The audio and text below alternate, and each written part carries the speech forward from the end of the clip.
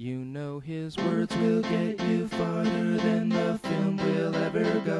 Give him a moment of your time, he'll tell you what's wrong with the show. He knows what's good, what's bad, what's really bad. His face is just a sign. Say hello to Confused Matthew. There's an important distinction I need to make before I say anything about this film. So before I review the third Pirates movie, let me say something about another sequel I've reviewed, Back to the Future Part 2. It's been over a year since I've reviewed this film, and after all the mail and video responses I've received, I have not changed my views on the matter. However, I do feel that there is one key point about Back to the Future 2 that I didn't talk enough about the first time around. Right from the start of this project, Robert Zemeckis and Bob Gale were put in many difficult positions that were simply out of their control. I can't think of another sequel that had to begin the second after the last film ended. They had to go to the future, they had to do something about Marty's kids, they had to bring Jennifer along, and they also ended up with one cast member short. Anyone faced with this amount of restrictions is going to have a harder time than most in pulling off something good.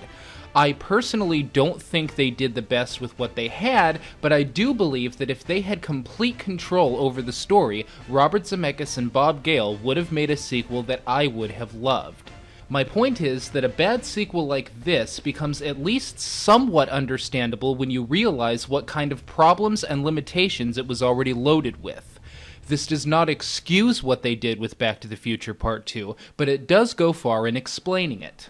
There is no excuse for this. They had every cast member return, including a few that didn't need to return. They had the time, they had the money, they could have told any story they wanted. There is no reason why Pirates of the Caribbean at World's End needed to be this bad. This is one of the worst films I've seen in a while.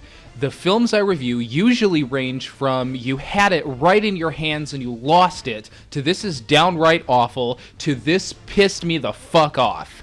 This is a piss me the fuck off movie. The kind of movie that insults you every step of the way, kicks you in the balls, and laughs while it runs away with your money. The movie opens with a bunch of dorks lined up around the block like they're waiting to get into a ride at Disneyland. However, we soon realize, much like the audience of this film, that these are actually the condemned. Over on the other side of the line are a bunch of nooses, and we soon discover that these are apparently pirates that are about to be hanged. The scene is designed to show us the consequences of Lord Beckett having seized power at the end of the last film. The problem is that a moment's thought leads you to believe that virtually nothing had changed at all. How is this any different from what they were doing in the first film? Remember the first film? When Jack was sailing down that river and passed a bunch of hanged corpses with a sign over them that said, "This is what happens to pirates"? Well, the writers apparently did remember that, so they had to start dumping a lot of contrived garbage into the opening dialogue. By decree of Lord Beckett, right to assembly suspended. Habeas corpus suspended. Being nice to little old ladies suspended. Whatever sounds bad if we make this character say it's suspended, suspended. Get it? See how bad this is? See? But even this false attempt to make it seem like Beckett being in charge is really, really bad shoots itself in the foot when after the listing is over, every single person in this line starts singing a stupid pirate song. So does that mean they're all pirates? If so, then how is this any different than what they were doing in the first film? Well, obviously the writers were aware that things aren't that different and that this guy listing off the suspension of whatever sounds bad when it's suspended isn't going to do the trick either. So they've got to do something really drastic. They have to hang a kid. This is the most obvious act of desperation I've seen in recent years. I'm actually really surprised they didn't have little puppies and kitties being hanged along with them. When they have to resort to something this obvious and desperate, they obviously don't have a lot of confidence in what they're writing. So as this is going on, the gang of main character pirates are off to go see some guy about something somewhere. These pirates are led by Barbossa, who was brought back in the last film.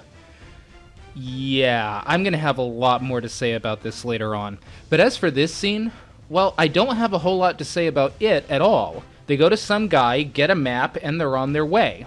It's another one of those scenes that's so thin and simple it takes 2 seconds to summarize, but that we have to watch play out for 10 tedious minutes. But what really pisses me off about this is that the pirate they're going to see is played by Chow Yun-fat. Why? Why is he in this movie? Why is his face on the cover? Why did he get top billing? His character doesn't do anything. He shows up twice, has nothing to say, and then he's out.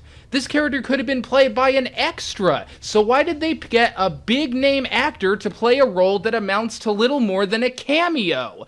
Hell, why didn't they just get Keith Richards to play his character? It actually wouldn't have bothered me that much if it was just a mildly credited cameo, but the fact that they advertised this movie as starring Chow Yun-fat pisses me the fuck off. He's not in the movie. This movie does not star him. Again, when you have to lean this hard on star power to get people into your theater, you obviously don't have any confidence in what you're writing. So they get the map, and then they're off to go bring Jack back from the land of the dead, or something like that. Wherever they're trying to bring him back from, it's apparently the easiest place in the world to get to, as all they apparently had to do was go over a waterfall. In an attempt to explain this, Barbossa remarks, "It's not getting to the land of the dead that's the problem, it's getting back." Which doesn't make much sense, because we learn later Barbossa doesn't know how to get back. But hey, it sounded good at the time, right? So after all this meandering, we finally catch up with the actual main character in this film, Jack Sparrow, who is now meandering himself on a little island. And I hope you're all ready for a headache, because you're gonna have lots of fun trying to figure out how the fuck this place works. Let me break this down for you. Jack is in Davy Jones' locker, which I guess is also an island surrounded by water, which I guess is the land of the dead, which isn't land, it's water. At least I think it's the land of the dead. That's where Barbossa said they were going, but then the voodoo woman said they were going to Davy Jones' locker. So is it the same thing? Also, later on we see dead people in and on the water, and voodoo woman explains that this is where they were supposed to be ferried from here to the land of the dead. So does that mean this isn't the land of the dead? Also, the dead people were all headed towards the island Jack was on. So are they going to Davy Jones' locker or the land of the dead? Which is it? Is it all the same thing? Where are they now? Where are they going? How does this place work? What the fuck is going on? You know, I just realized something. This movie is just Star Trek Generations with the Nexus at the beginning of the film instead of the end. So we find Jack looking for a peanut. Why? I don't know. Anyway, Jack is on the Black Pearl dicking around with a bunch of other Jacks. Why? I don't know. Anyway, then he jumps off a boat and a big rope falls out of the sky, which Jack starts tugging on with all his might. Why? I don't know. Anyway, then Jack sees a rock, picks it up, licks it, and throws it away. Then the rock turns into a crab, and a bunch of other rock crabs come and start carrying the boat away. Why? I don't know. Anyway, so then wait, what the fuck? What was that? The only way anyone could ever make sense out of this movie is if they were on meth. God, I wish I was. So then all the main character pirates that went over the waterfall wash up on shore after going over said waterfall, and are now in the land of the dead / ferry hub to the land of the dead / Davy Jones' locker, I guess. So does that mean they're all dead? If not, then how did they survive that? So then Jack comes sailing towards them on a sea of rock crabs. Why do I do this anymore? But no, seriously, think about this. Someone actually had to write that and submit it for a green light. Jack comes sailing over a mountain dune on a sea of rock crabs. How the fuck did this movie get made?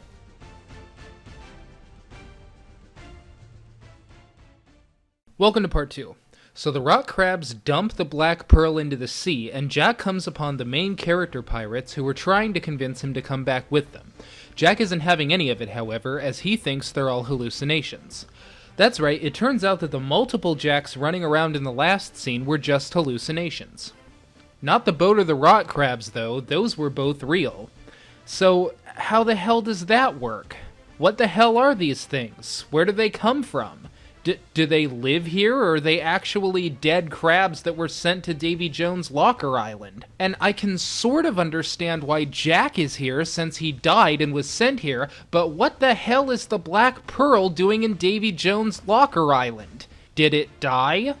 So after a long back and forth, Jack finally agrees to go with everyone. So they're sailing around to the land of the dead, or wherever the hell they are, when they come upon a bunch of dead people in the water.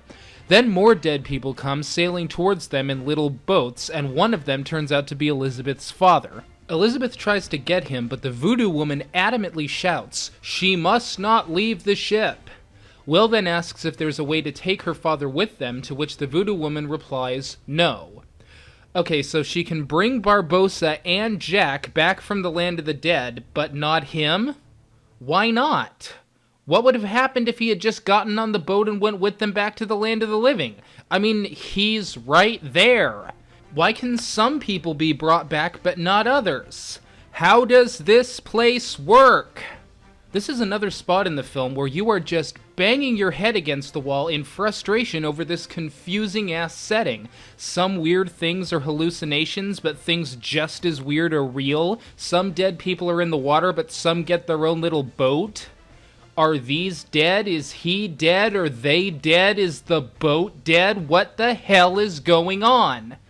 So finally, they're ready to go back to the land of the living. Unfortunately, no one can figure out how to do it.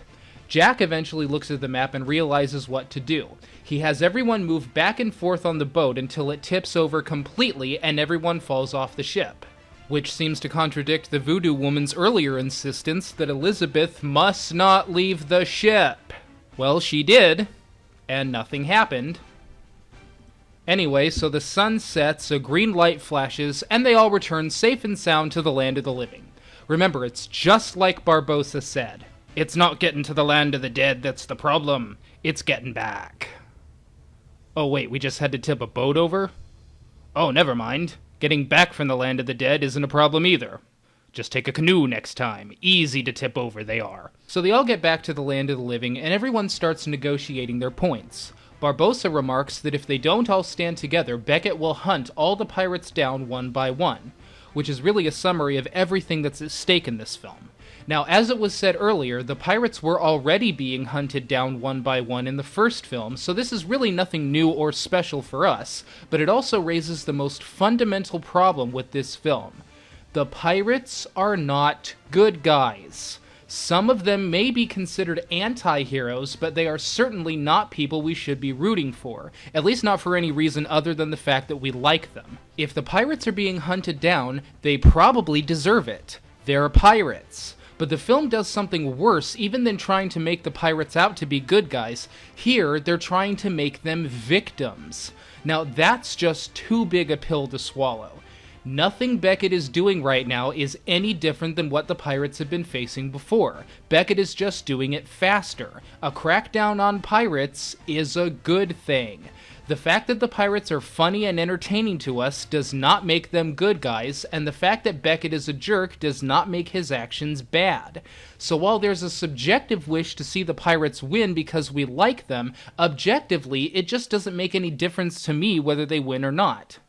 So then the film begins a montage of scenes with Jack and Barbossa having a childish rivalry over who the true captain of the Black Pearl is, and after they get back to land, Jack and Barbossa begin having a little heart-to-heart. And here begins the problem I have with Barbossa being brought back in this film. I generally hate characters being brought back in sequels if they've been killed or otherwise removed in previous films, because it tends to do nothing but disarm what happened in the previous films. With a few rare exceptions, it's almost never justified. For the most part, characters get brought back because they were popular, not because it will serve the film well. Now, that is certainly in place here, and it would have been more than enough to annoy me about this, but what makes it worse is that Barbossa isn't even acting like Barbossa. He's just going through the motions, doing whatever he needs to do in the film. There is never any indication that he is working out of his own personal motivations. His actions are just at the absolute convenience of this movie. I mean, why didn't they just make a whole other character if they were going to do this? Well, like I said, his character was popular, so they brought him back. And what's worse is that the interactions between Jack and Barbossa are totally out of place given everything that happened between them in the first film. As I sat there watching their heart-to-heart in this scene, I kept on having the same nagging thought. This is the man Jack saved a bullet for. Future generations of filmmakers, please, if you give your characters a good and satisfying death, keep them dead. We don't want these characters in the next film if they have no purpose being there. It's just aggravating.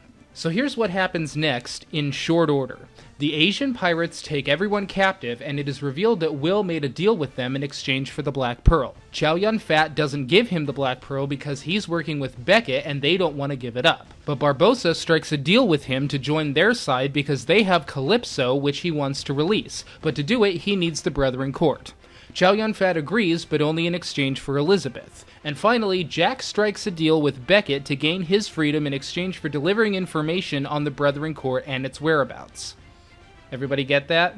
There is no A to B correlation between the last 20 minutes of this film and what's happening now.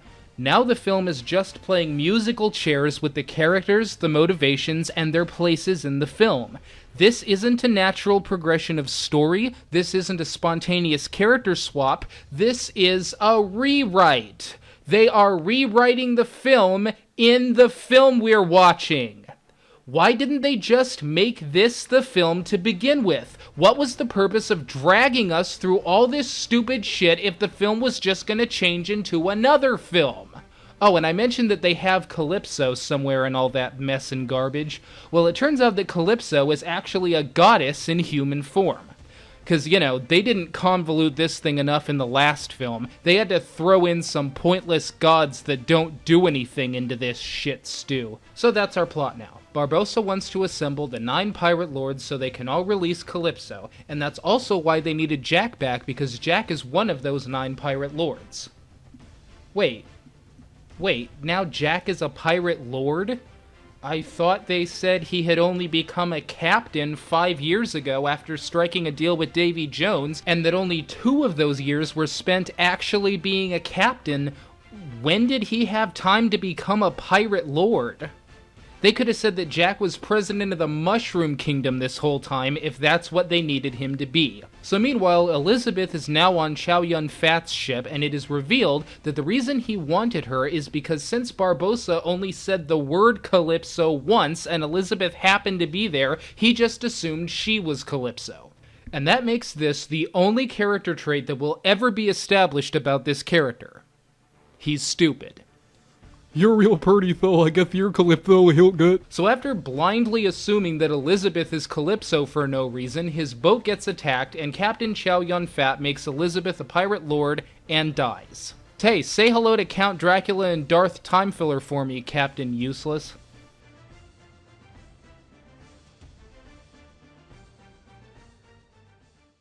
Welcome to part 3. So Will eventually makes his way to Beckett and Davy Jones, who is now under the control of Beckett since he got his heart in the last film and is now holding it hostage. Now there are 3 things we learn about Davy Jones in this film. First, he and Calypso had a love affair some years ago, but she broke his heart and now he's a tad bit bitter. Second, anyone who destroys his heart will have to take over his eternal duty of ferrying people to the land of the dead and will only be able to set foot on land once every 10 years. Which makes me wonder why Jones didn't just tell them that. Does Beckett know anyone who would be cursed for eternity for him? I doubt it. My response would have been, you'll destroy my heart if I don't obey you? Hey, knock yourself out. Oh, and have fun having your life suck for eternity, moron. And the third and final thing we learn is that one of the first things Beckett made Davy Jones do is kill the Kraken. That's the big squid thing Jones used to take down ships in the last film. First of all, how the fuck could anything possibly kill this thing? Second of all, why? Why did he make him do this? Beckett has been bragging this whole film about how unstoppable his forces are now that he controls Davy Jones and the Flying Dutchman. Well, if he controls Davy Jones and Davy Jones controls the Kraken, then how much more unstoppable would they have been with the Kraken on their side? There is absolutely no reason given for why Beckett made him do this. Not even so much as a half-assed attempt is made to explain it. The reason the Kraken was killed is because the thing was just overpowered and the writers couldn't think of how to incorporate it into this film. See, that's their MO. If they need something to happen or not happen, just make it so. No thought, no logic, just do it. Jack is a pirate lord? Okay. They can rescue 2 people from the land of the dead but not this guy? Go for it. Beckett made Davy Jones kill the Kraken for no reason? Sure, why not?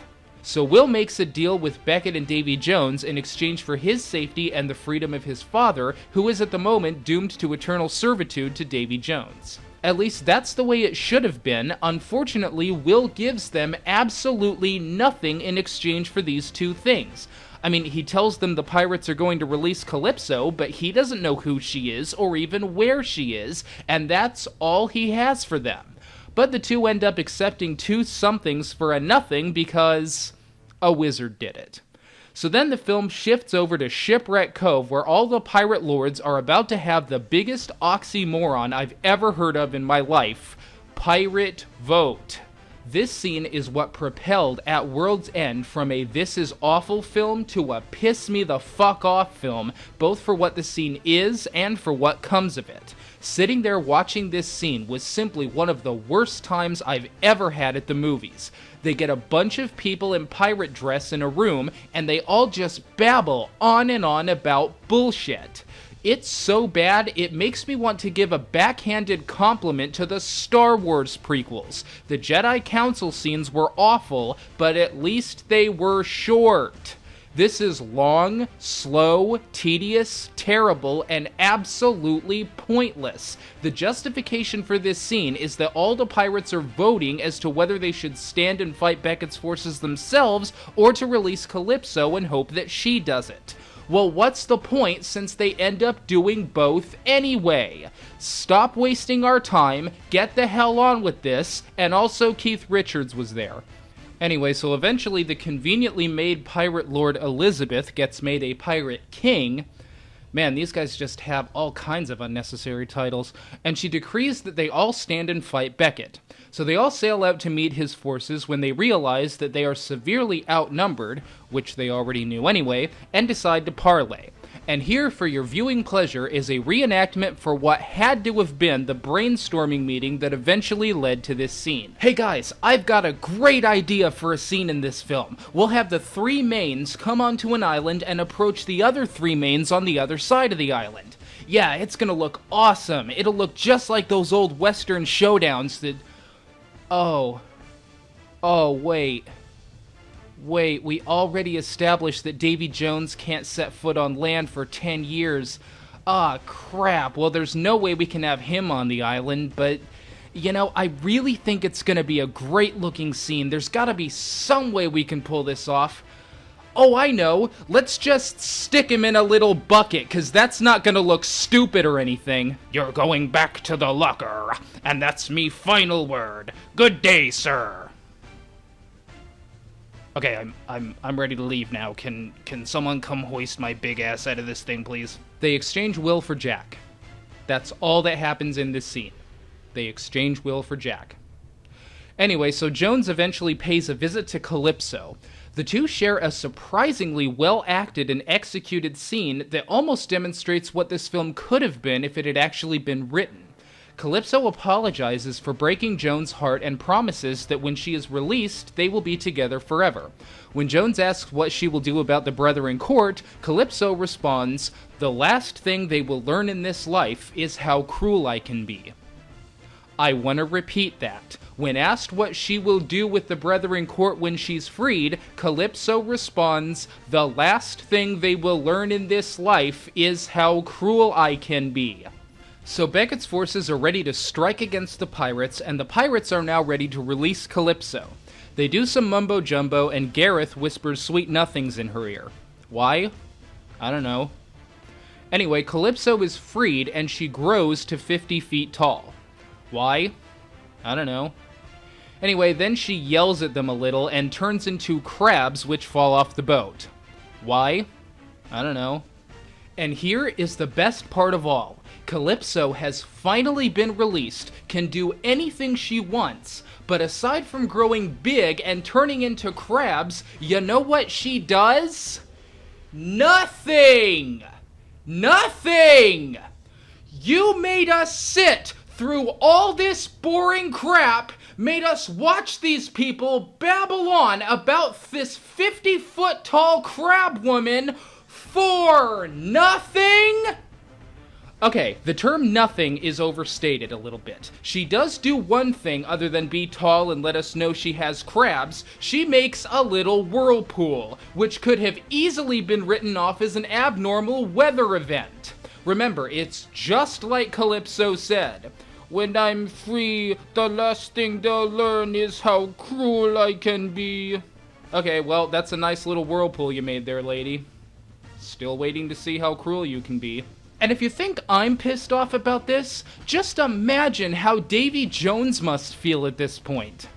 Calypso, you know, we left some unresolved scenes back there. Now that you're free, don't you think you should come down here so that we can resolve them? Or maybe do anything other than make this fight scene a little more exciting to look at? No? Okay, well, not sure why we blathered on about you for so long or what you're even doing in this film if you weren't gonna do anything. So they fight. Then finally, Will almost dies, but Jack makes him stab the heart of Davy Jones. So now that he's captain of the Flying Dutchman, he turns its aggressions towards Beckett. Uh-oh, looks like the Flying Dutchman is on their side now, and it's coming right for us. Oh, no one take evasive action or anything, we'll just float here and die. So there you have it. The pirates are now free to rape and plunder as they please. Will saves his father, but is now cursed for eternity, and Jack... was Jack even in this movie? Just to recap how I felt about the franchise as a whole, the first Pirates movie was an outstanding piece of entertainment. It's one that I still watch frequently even to this day. And then, there is the second movie. Dead Man's Chest came shockingly close to getting a confused Matthew review. It was saved by a hair because there were a few elements in that film that I thought made it salvageable, but just barely. Still, many people feel that Dead Man's Chest was just as bad as at World's End, and a big part of me cannot help but sympathize. There was nothing salvageable about this absolute mess of a film. No one wrote this thing. It's like they thought they could just get all the actors back, slap them in costume, and hope that would be enough. Well, it wasn't. The result was one of the worst films I have ever seen in my life. The level of awful At World's End produces is absolutely inexcusable. We're now hearing rumors of a Pirates 4 in the works, and my only piece of advice to the people making this film, write it! This movie had crabs. The end.